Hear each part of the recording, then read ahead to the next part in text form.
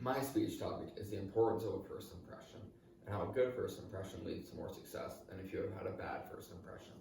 We will start off by watching this video that shows extremely bad first impressions.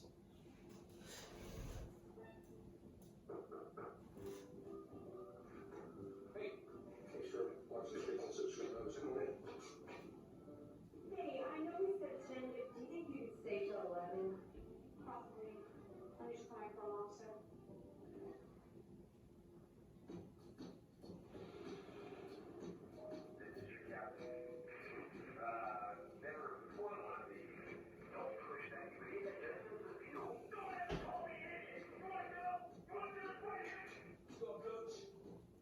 Although that video shows us extremely bad first impressions that most likely would never happen, we can still take some teaching and learning from that video. In the speech today, I will talk about what caused a good first impression versus a bad impression, the effects of both of those, and how to overcome a bad first impression.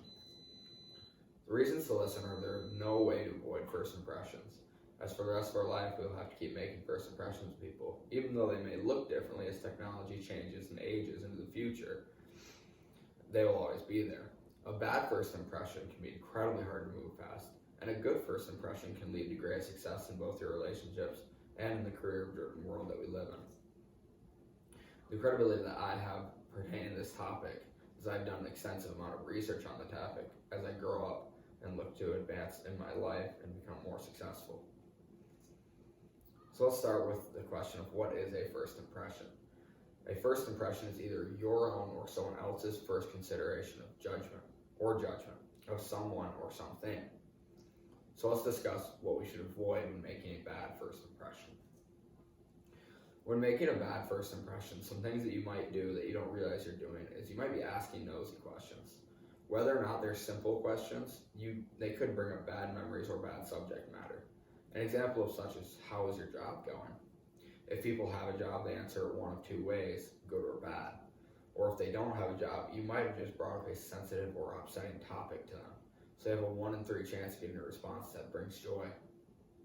Another thing to avoid is revealing too much, which may seem odd, but don't assume someone wants to know about your personal life.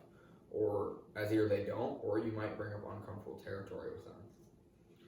Business Insider says that there are easily controllable things to influence a first impression to make it a good one instead.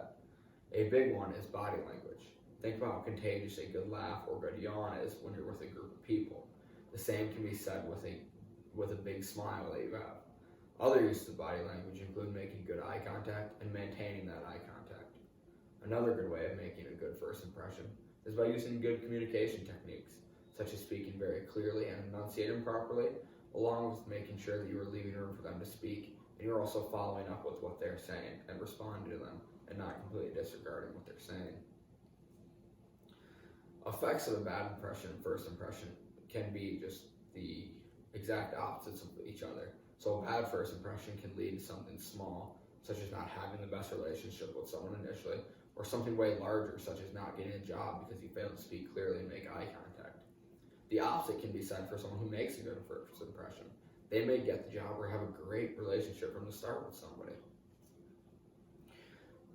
Even though you may have a bad first impression, it's not the end of the world for the bad first impression. According to Harvard Business Review, there are 4 good ways to overcome a poor first impression.